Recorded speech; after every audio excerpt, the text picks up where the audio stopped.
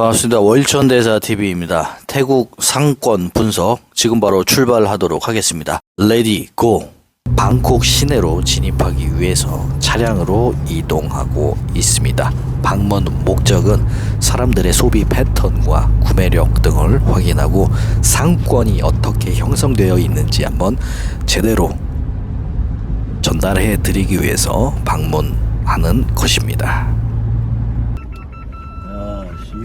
차이나타운 초입에 들어선 모양인데 차량이 굉장히 복잡하게 이루어져 있고 우리네 교통이 복잡한 서울 시내와는 또 다른 사뭇 다른 이유는 다양한 개인 교통 이동 수단이 존재하기 때문에 그렇죠. 썽태우, 오토바이, 툭툭 기타 등등이 많이 존재하고 있고 자전거, 도보 다양한 형태로 이동하고 있고 이것이 제대로 통제가 되어지지 않기 때문에 이러한 교통 형태를 이루고 있는데 이 점이 오히려 상권의 활력을 불어넣는 가장 큰 중요한 요소가 아닌가 싶어요. 일단 환전을 못했기 때문에 금은 언제나 우리 비상금을 충당하기에 좋은 조건이기 때문에 차이나타운에는 금 교환소가 금 거래소가 굉장히 많이 있습니다. 그래서 금을 일단 팔고 간단하게 눈에 보이는 과일을 먹고 이제 살펴보고 있는 중인데 이런 길거리 음식을 파는 그 자리 기본 자리에 월세도 생각보다 만만치가 않습니다. 차이나타운 밤거리인데 차이나타운이기 때문에 중국풍의 느낌이 나는 것은 당연한 것이지만 비단 차이나타운 뿐만 아니라 방콕 시내 거의 모든 분위기가 중국 아닌가 하는 생각이 들 정도로 보통 방문을 하면 그런 느낌이 듭니다. 그 이유는 태국은 화교 및 중국인들이 거의 장악을 했습니다. 장악을 했다는 것은 금전적인, 자본적인, 부동산적인 그리고 정치적인 모든 부분을 포함을 해서 태국이 어떻게 보면은 중국에 의해서 많이 자본이 들어와 있다. 이렇게 볼 수가 있어요. 한국도 마찬가지예요.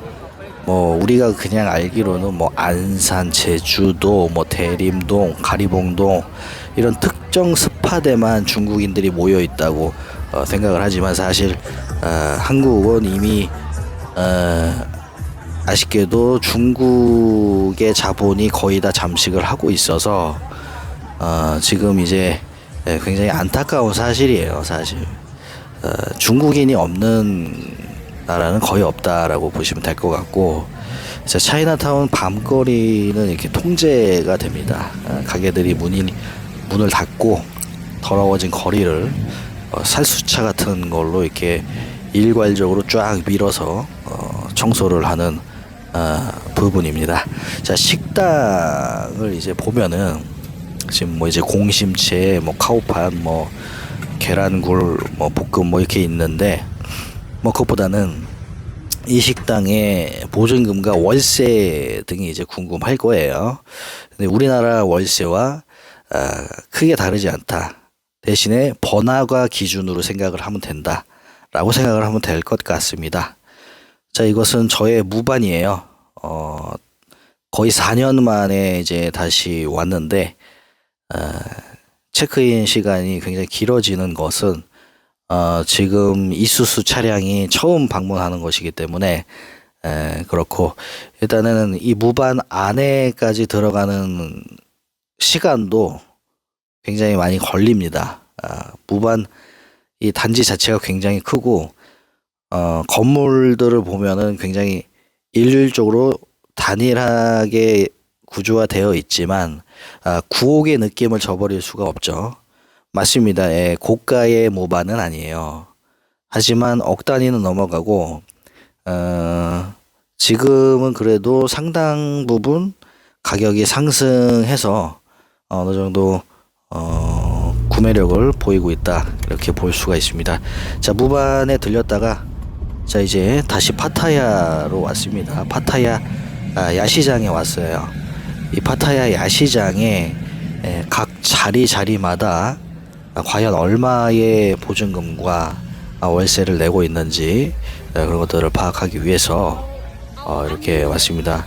앞에 보이는 치킨은 역시 치킨은 다른 건 모르겠지만 치킨만은 한국 치킨이 제일 맛있는 것 같다라는 그런 느낌을 지울 수가 없고요. 자, 일단 2m, 가로 2m, 세로 2m 기준으로 말씀을 드리겠습니다. 자, 이렇게 파타야 야시장은 터미널 21이라는 메이커 브랜드 백화점 옆에 붙어 있어요. 그러니까 백화점 상가라고 봐도 무방할 정도로 어떻게 그 메트로적인 그런 느낌은 아닙니다. 로컬적인 야시장의 느낌은 아니고 제대로 세팅되어 있는 그런 백화점 내부에 있는 상가의 느낌을 생각하시면 될 것 같고, 이 말만 들어도 비싸다라는 걸 알 수 있죠. 자, 가로 세로 2m 기준, 보증금 300만원, 월세 150만원, 이렇게 보통 이야기를 하더라고요. 자, 여기는 이제 파타야 워킹 스트리트 거리로 넘어왔습니다. 야시장에서 이제 간단하게 요기를 하고 워킹 스트리트 거리로 왔는데, 경기 침체 때문에 그런지 한국인들은 거의 잘 보이지가 않았어요. 이제 태국 관광으로 한국인들이 많이 오긴 하는데 지금은 뭐 비행기 값도 비행기 값이고 여러 가지 뭐 경기 상황도 안 좋고 하다 보니까 주로 국내에서 하는 경우가 많다라는 추세로 변화를 하고 있다고 해요. 동양인 자체가 별로 보이지 않았던 그런 모습인데, 어쨌든 항상 사람은 붐빈다는 것은 명확한 사실이고, 특정 이벤트나 어떤 이유 때문에 몰리는 것, 순간적으로 몰리는 것, 그런 것이 아니라 항시 사람이 인산인해를 이루고 있다. 왜냐? 관광지로서 관광 사업으로서 굉장히 잘 마련되어 있기 때문에 세계 각국에서 어느 나라 사람이든지 항시 방문하기 때문에 이것을 기화로 해서 장사나 영업을 하면은 쏠쏠하게 돈을 벌 수가 있을 것 같다라는 그런 거를 느낄 수가 있었고, 여기는 워킹 스트리트 옆에 약간 후미진 한 골목인데, 요런 자리만 해더라도 보증금 100만원에 월세 70, 80을 내야 한다라고 그렇게 얘기를 하고 있습니다. 자, 파타야 옆에 바닷가로 해변가로 이제 왔는데, 자, 항시 소음에 노출돼 있다 보니까 조용한 바다를 한번 이렇게 보았고, 다음 일정으로 이제 넘어가기 위해서 이제 숙소 수영장으로 넘어온 상태입니다. 자, 파타야라는 곳은 태국은 특히 관광 산업이 발달한 국가인데, 그 중에서도 특히나 관광지로 파타야가 이제 가장 발달을 한 지역 중에 하나죠. 다음날 아침에 길거리 커피 한 잔 마시고 다음 일정을 위해서 준비를 하고 있습니다. 지금은 방콕에서 가장 유명한 아이콘사얌이라는 백화점으로 가고 있습니다. 이 아이콘사얌 백화점 자체도 유명하지만 이 뒤쪽에는 이렇게 물길과 분수대 그리고 각종 명물들을 이렇게 볼 수가 있어요. 자, 여기도 분명히 중국풍의 느낌이 굉장히 많이 납니다. 화면에는 많이 담지 못했지만 중국 역사와 중국 그러한 건축, 예전에 지었던 그런 집들, 기념품, 동상 이런 것들이 굉장히 많이 전시되어 있고, 중국 상점들, 중국 기념품들을 굉장히 많이 팔아요. 예. 그래서 한국인들이 이런 곳에서 영업을 한다라고 한다면 굉장히 많은 난관에 봉착할 겁니다. 자, 시간이 지나면 지날수록 중국 사람들이 굉장히 늘어나고요.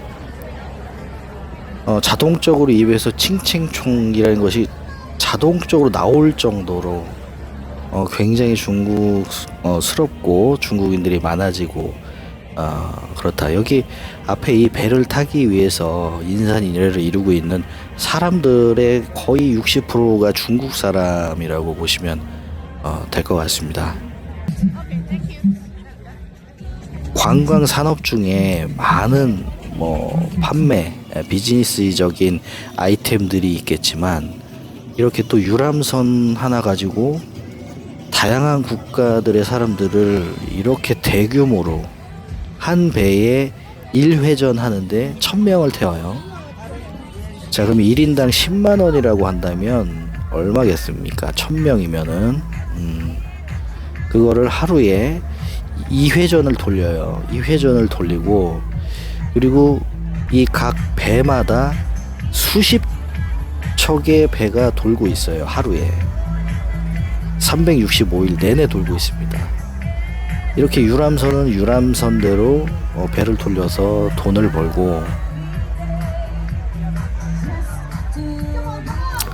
아이콘사이암은 아이콘사이암대로 외국인들을 소비하게 만들고, 또 차이나타운에서는 기념품, 먹거리, 기타 상품들을 판매하면서 관광산업으로서의 정점을 끌어올리고 있는 그런 모습입니다. 그래서 한국인들이 만약에 태국에서 상권에 진입해서 무언가를 영업을 한다면 분명히 한계점이 존재할 것이다라는 것을 말씀드리고 싶어요. 사실 K-팝 한류라고 한다지만 그렇게 태국에서 떡볶이 좋아하지 않습니다. 라면은 좋아요. 라면은 좀 유명합니다만 그렇게 우리가 그렇게 국뽕에 가득 찬 것만큼 실제로 그렇게 관심을 많이 갖고 있지는 않아요. 그래서 한국 사람이 태국에서 장사나 영업을 한다라고 한다면 진짜 명확한 컨셉을 가지고 하지 않으면은 하지 아니하는 것이 좋다라고 말씀을 드릴 수가 있습니다. 이렇게 지금은 이제 지방으로 내려왔습니다. 지방으로 내려와서 지방 일반 말 그대로 로컬 시장에 지금 왔는데, 이렇게 로컬 시장에서의 월세와 보증금만 해더라도 여기는 이제 보증금 개념보다는 지방 시장에는 하루마다 결제를 하거나 일주일 월 단위 이렇게 결제를 하는데, 월 단위 보통 2m 가로 세로 기준으로 해서 한 칸을 빌리면은 40만 원 정도 그렇게 한다고 해요. 가격을 떠나서 일단 한국인들이 들어가서 무엇을 팔지, 단지 이제 떡볶이, 삼겹살, 김치찌개 이런 것을 팔지, 그 고객 대상은 누구인지 명확하게 하지 않으면 힘들다. 이곳은 저희의 무반이 있는 랏가방 인근에 있는 맛집 식당입니다. 랏가방에는 공장이 많기 때문에 근로자분들이 와서 식사를 많이 하는 그런 맛집이고, 여기는 보증금 월세 개념이 아니라 자가라고 합니다. 자가로 대지 면적 100평 정도 되고, 평수는 가게 60평 정도 돼 보이는데 3억 정도 한다고 합니다. 도마뱀. 일반인이 태국에서 비즈니스 하기에는 장사, 영업밖에는 답이 없다. 끼어들려면은 관시가 필수이며 핵심 지역에 파고들더라도 만만치 않은 비용이 든다 라고 볼 수가 있습니다. 관광, 문화 사업으로 중점이 돼 있기 때문에, 더 나아가서 중국 거대 자본들이 꽉 쥐고 있기 때문에 할 수 있는 비즈니스의 범위는 한계가 명확하다 라고 볼 수가 있겠습니다. 다음 또 좋은 영상으로 찾아뵙도록 하겠습니다. 감사합니다.